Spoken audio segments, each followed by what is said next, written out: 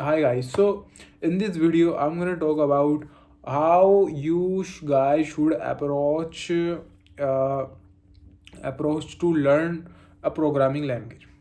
So the very basic and the first thing is you must master the fundamentals of programming.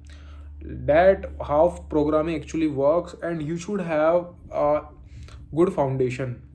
I mean, if you don't have like a good foundation, then you will suffer, because programming is not something about learning. It's about understanding the concept, understanding the logic behind what's going on, the function and everything about that.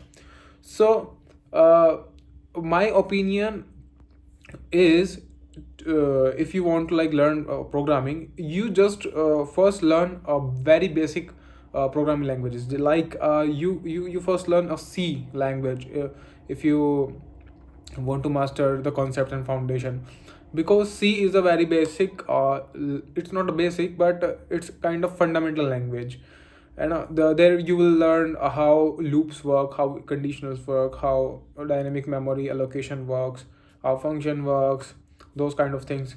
Okay, so and you can write basic programs in the C language.